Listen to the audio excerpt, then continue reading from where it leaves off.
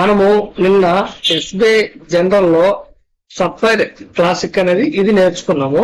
ఈ రోజు మనం ఏంటంటే సప్లైర్ టాప్అప్ గురించి నేర్చుకున్నాం. ఏంటంటే ఇది ఎవరికైనా ఒక పర్సన్ కి ఆరోగ్యం బాగోలేనప్పుడు ఏదైతే అంటే ఇందులో ప్లాన్స్ ఉన్నాయి, ఆ ప్లాన్స్ ప్రకారము 10 లక్షలు, 15 లక్షలు, 30 లక్షలు, 50 లక్షలు ఈ టాప్అప్ ప్లాన్స్ ఏవైతే ఉన్నాయో ఆ ప్లాన్స్ ఇందులో తీసుకోవాలి. ఈ పాలసీలో అవి తీసుకున్న తర్వాత ఏంటంటే మనకి ఇందులో డిడక్టబుల్ ఉంటుంది కాబట్టి బేసిక్ పాలసీ ప్లస్ ఈ టాప్అప్ పాలసీ రెండు కలిపి తీసుకుంటే ఆ సమ్ ఇష్యూడ్ అమౌంట్ ఎంత ఉంటుందో ఆ అమౌంట్ అనేది కవర్ అవుతుంది.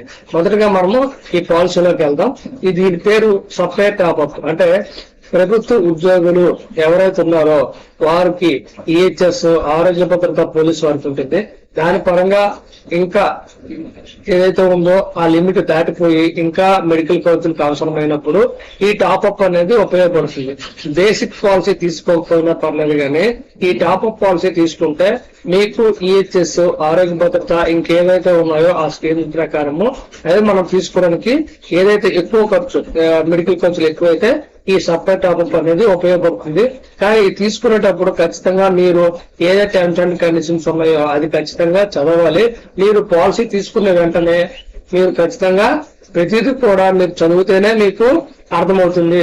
ఎందుకంటే టర్మ్స్ అండ్ కండిషన్స్ చదవకపోతే ఏదో ఇస్తారు చేస్తారు ఎందుకంటే at the time of claim టైంలో మీరు చాలా ఇబ్బంది పడతారు. మీకు రూమ్ ఖర్చు అవని లేదు అంటే హాస్పిటల్ అడ్మిట్ అయ్యారనుకోండి దాని తర్వాత రూమ్ ఫెసిలిటీస్ అవని మిగతా ఫెసిలిటీస్ ఏవైనా సరే అందులో మీకు ఏదైతే డాక్యుమెంట్ వస్తుందో పాలసీ తీసుకున్న తర్వాత ఆ డాక్యుమెంట్ అనేది ఖచ్చితంగా మీరు చదవాలి. ఇప్పుడు పాలసీలోకి వెళ్దాం. ఇది సప్లైర్ సూపర్ టాప్అప్. ఇది ఓన్లీ శాలరీ ప్యాకేజ్ అకౌంట్ నుంచి మాత్రమే అమౌంట్ కట్టాలి. వేరే వాళ్ళ సెల్ నుంచి కానీ లేదు వేరే వాళ్ళ అకౌంట్ నుంచి కానీ కట్టడానికి లేదు. ఎవరైతే పాలసీ తీసుకుంటున్నారో వాళ్ళ శాలరీ అకౌంట్ ఏదైతే ఉందో ఆ శాలరీ అకౌంట్ నుంచి మాత్రమే అమౌంట్ అనేది కట్టాలి.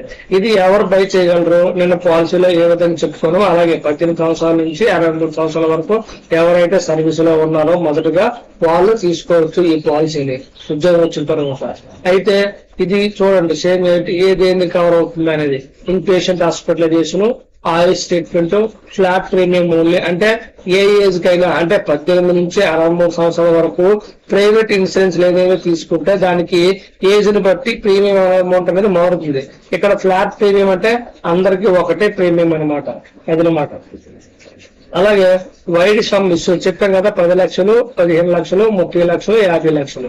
కానీ దీనికి విత్ డిడక్టబుల్ అమౌంట్ అనమాట. అంటే 10 లక్షలు పాలసీ తీసుకున్నా సరే 15 లక్షలు పాలసీ తీసుకున్నా సరే ముందు 2 లక్షలు అంటే రూపాయి నుంచి 2 లక్షల వరకు కూడా ఈ ఇన్సూరెన్స్ పాలసీలో కవర్ అవ్వదు. అది మన సొంత డబ్బులు అవ్వచ్చు, లేదు ఆరోగ్య భద్రత ద్వారా అవ్వచ్చు, లేదు ఈహెచ్ఎస్ ద్వారా అవ్వచ్చు, దేని ద్వారా అయినా మనం పే చేసుకోవాలి. అది ఇందులో దాని అర్థం. అలాగే 30 లక్షల పాలసీ తీసుకుంటే 3 లక్షలు డిడక్టబుల్. అంటే దాని అర్థం ఏంటంటే 3 లక్షల వరకు వాళ్ళు కట్టరు. అది ఆ తర్వాత 3 లక్షలకి మనం బేసిక్ పాలసీ తీసుకున్నా పర్వాలేదు, లేదు ఆరోగ్య భద్రత వర్తించినా పర్వాలేదు, ఈహెచ్ఎస్ వర్తించినా పర్వాలేదు, అలాగే మన సొంత డబ్బులు కట్టుకున్నా పర్వాలేదు. అది అలాగే 50 లక్షల పాలసీ తీసుకుంటే 5 లక్షలు డిడక్టబుల్ అనమాట. డిడక్టబుల్ అంటే ఆ 5 లక్షలు ఎవరు మనము రూపాయి నుంచి 5 లక్షల వరకు కట్టుకుని 5 లక్షల పైన ఎంతైతే ట్రీట్మెంట్ అవుతుందో అది ఈ ఇన్సూరెన్స్ పాలసీ ద్వారా మనము తీసుకోవచ్చు. అది టాప్అప్ పాలసీ అనమాట. అలాగే what does this policy cover? ఏదైతే కవర్ అవుతున్నాయో నిన్న మనం బేసిక్ పాలసీలో చెప్పుకోము. మళ్ళీ ఇది వీడియో లెంత్ అవుతుంది. కానీ కొంతమంది అడుగుతున్నారు మోడర్న్ ట్రీట్మెంట్ లో లిస్ట్ ఉందా అని. ఈ లిస్ట్ అనేది ఎవరండి మనకి ఏదైతే పాలసీలో తీసుకున్న తర్వాత లిస్ట్ వస్తుందో అదే మనకు కన్ఫర్మ్. అది టర్మ్స్ అండ్ కండిషన్స్ బట్టి ఆధారపడి ఉంటుంది.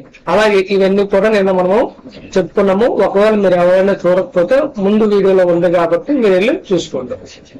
ఈ పర్సెంటేజ్ డొమెస్టిక్ హాస్పిటల్ నుంచి 20% ఇస్తారు, అలాగే మోడర్న్ 50% ఇస్తారు. నేను చెప్పుకున్నాం అనమాట.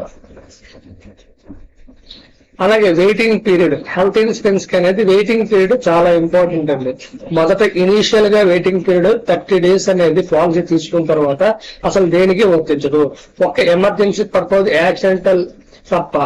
అంటే చూసుకోండి, ఈ 3 ఎగ్జిస్టింగ్ డిసీజ్ అంటే మేము ఆల్రెడీ చెప్పుకున్నాము. థైరాయిడ్, బీపీ, షుగర్ ఇవన్నీ 3 ఎగ్జిస్టింగ్. స్పెసిఫిక్ ఇల్నెస్ లేదా డిసీజెస్ అంటే ఏదైనా ఫైల్స్ లేకపోతే ఇంకా క్యాన్సర్ సంబంధించింది, లివర్ సంబంధించింది, ఇలాంటివన్నీ కూడా స్పెసిఫిక్ అన్నమాట. ఈ రెండింటికి కూడా 24 మంత్స్ ఉంటుంది. ఇది వెయిటింగ్ పీరియడ్ చాలా ఇంపార్టెంట్. అలాగే what is not covered under this policy చూసుకోండి. నేను చెప్పలేదు, మళ్ళీ ఈ వీడియోలో లెంత్ తక్కువ ఉంది కాబట్టి నేను చెప్తున్నాను. చూసుకోండి, బ్రెస్ట్ క్యూర్, రిహాబిలిటేషన్, లేదా రెస్పెక్ట్ కేర్, అలాగే obesity, weight control, change gender treatment. కొంతమంది జెండర్ ట్రీట్మెంట్ తీసుకుంటారు ఒబేసిటీ సంబంధించినవి.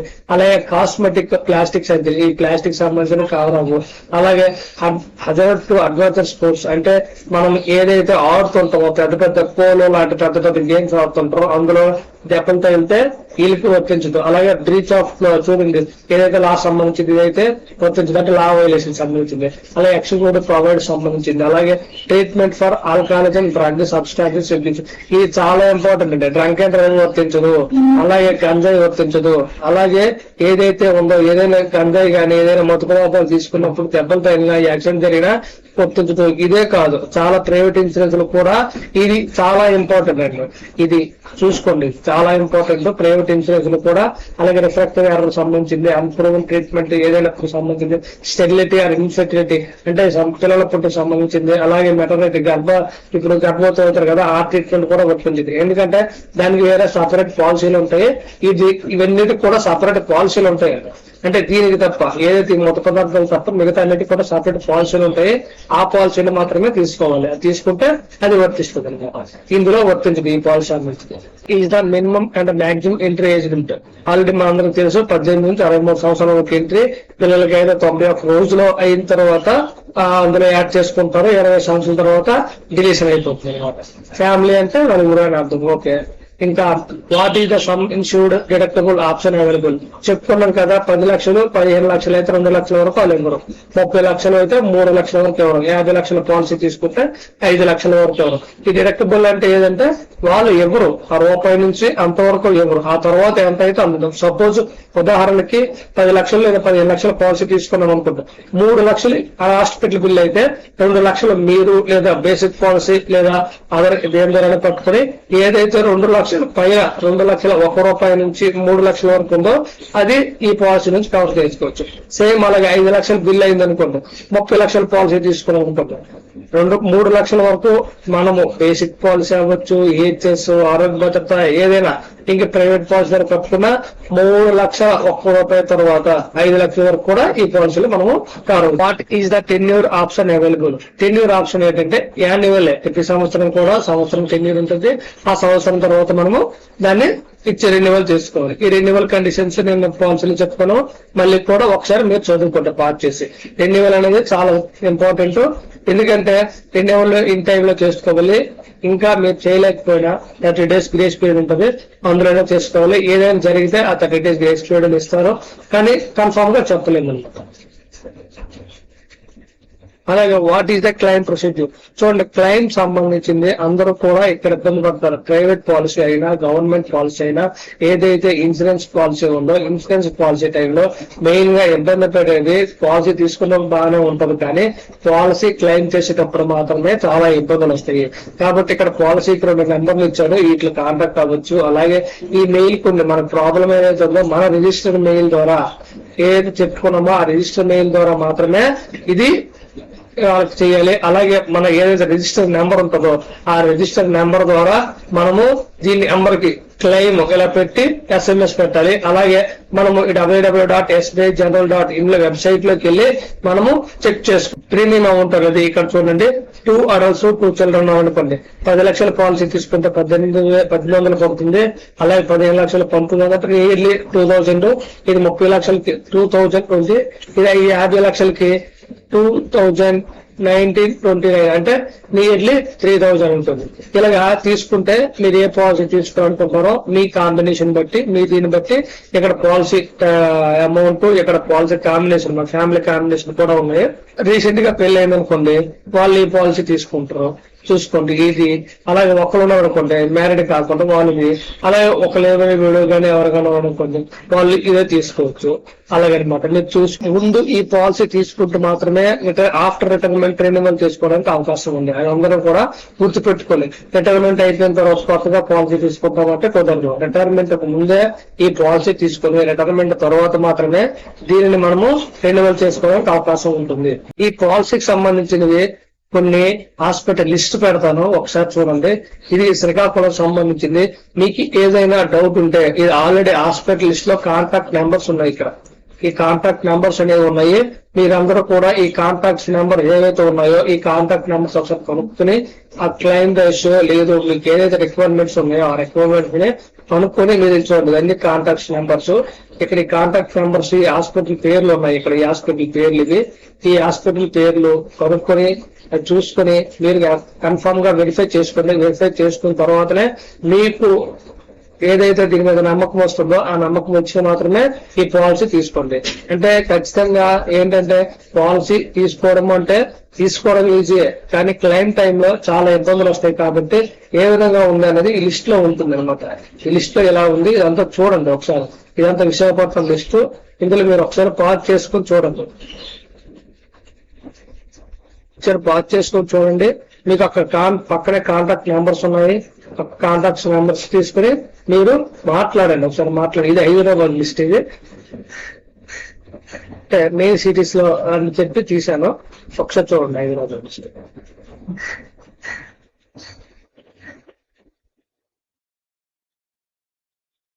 మనము పాలసీ తీసుకున్న తర్వాత మన మెయిల్ కి ఒక డాక్యుమెంట్ వస్తుంది. అలాగే మనకు హార్డ్ కాపీ కూడా వస్తుంది. కానీ ఖచ్చితంగా ఆ కాపీ మొత్తం చదివి టెన్షన్ చదివితేనే పాలసీ మొత్తం మీకు అర్థమవుతుంది. మీరు ఈ లిస్ట్ లో ఉన్న అంటే మీరు పాలసీ తీసుకునే ముందు ఈ లిస్ట్ లో ఉన్న డాక్యుమెంట్స్ ఏవైతే ఉన్నాయో ఆ డాక్యుమెంట్స్ అన్ని కూడా చూసుకోండి.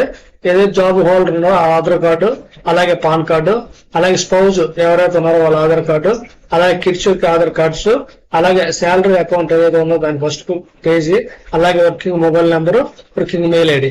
ఈ మూడు తీసేసుకున్న తర్వాత ఇవి స్కాన్ చేసి ఉంచుకోవాలి. అప్లోడ్ డాక్యుమెంట్స్ అయినప్పుడు మనం అప్లోడ్ చేయాలి. ఈ పాలసీ ఎలా తీసుకోవాలంటే మీకు కామెంట్ సెక్షన్ లో ఒక లింక్ పెడతాను. దాని ద్వారా లేదు డిస్క్రిప్షన్ లో లింక్ ఉంటుంది. దాని ద్వారా మీరు క్లిక్ చేసి దాని ద్వారా మీరు పాలసీ డీటెయిల్స్ ఏదైతే ఉందో ఆ విధంగా ఫిల్ చేసి ఈ డాక్యుమెంట్స్ అప్లోడ్ చేసి వెంటనే మీరు పాలసీ తీసుకోవచ్చు. మన ఛానల్ ని సబ్స్క్రైబ్ చేయండి, లైక్ చేయండి, అలాగే మన మిత్రులందరూ కూడా ఈ వీడియో షేర్ చేయండి.